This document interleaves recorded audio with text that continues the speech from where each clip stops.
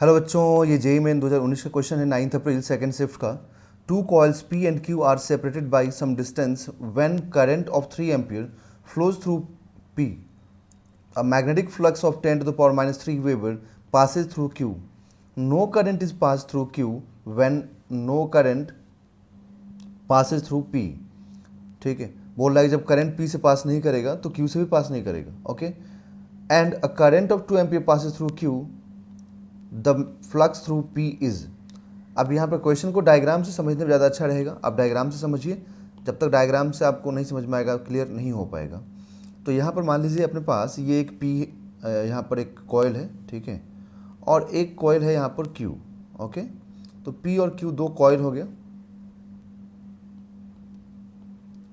जब यहाँ पर पी से करंट पास किया है ना, जब पी से करंट पास कर रहा 3 एम्पियर, तब फ्लक्स हमें क्यू से दिया हुआ है। तो मान लीजिए जस्ट सपोज कि जब करंट यहाँ से पास किया कितना एम्पियर, 3 एम्पियर, तो फिर इससे फ्लक्स पास कर रहा है, मतलब यहाँ से ऐसे फ्लक्स पास कर रहा है। ओके, ऐसे फ्लक्स पास किया होगा। फ्लक्स का मतलब हो गया number of field lines through this coil Q. Okay, so हम लोग क्या बोलेंगे कि अगर इसमें मतलब पी में करंट चेंज होने से क्यू से पास कर रहा है फ्लक्स, इसका मतलब कि, या फिर फ्लक्स चेंज हुआ क्यू से, इसका मतलब इनके बीच में क्या होगा, म्यूचुअल इंडक्शन होगा। तो इनके बीच में म्यूचुअल इंडक्शन होगा, तो M P is equal to M Q, और इनका जो म्यूचुअल इंडक्शन होगा वो सेम होगा, क्योंकि बाद में क्या हुआ है कि इससे करंट पास कर रहा है और इससे फ्लक्स पूछ रहा है। इसका मतलब कि दोनों के बीच में जो म्यूचुअल इंडक्शन आएगा वो सेम होगा, तो जो एम पी के लिए होगा वही क्यू के लिए होगा।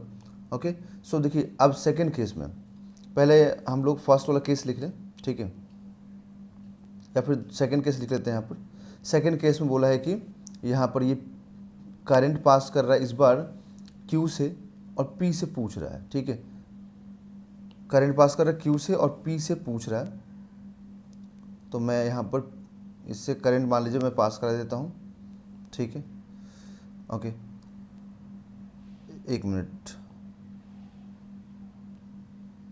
यहाँ पर करंट का डायरेक्शन इधर देना चाहिए ऐसे।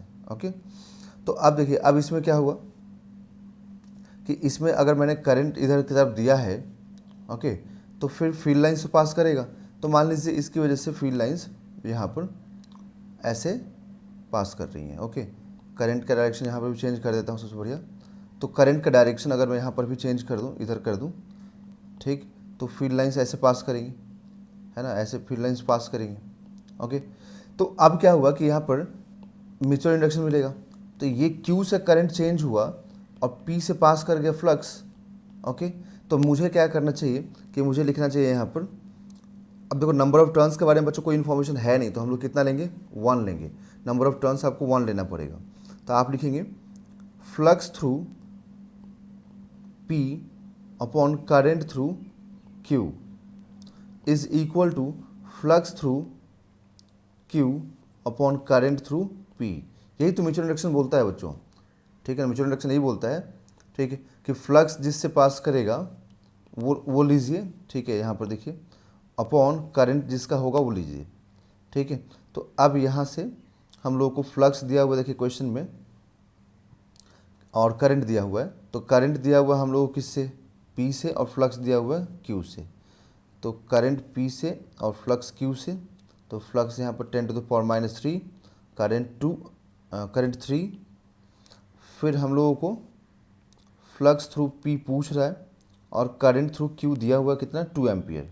तो यहाँ से अगर हमें चाहिए तो हम लोग क्या लिखेंगे, 2/3, है ना, यहाँ पे क्रॉस मल्टीप्लिकेशन कर दीजिए, तो 2/3 into 10 to the power minus 3 weber. ठीक है, तो 2/3 into 10 to the power minus 3 weber, that is ये कितना आ जाएगा यहाँ से सॉल्व करके, 0.667 into 10 to the power minus 3। तो आप 10 से मल्टीप्लाई और डिवाइड कर दें तो ये हो जाएगा 6.67 into 10 to the power minus 4 weber. ठीक है, तो 6.67 into 10 to the power minus 4 weber, option number B is the right answer.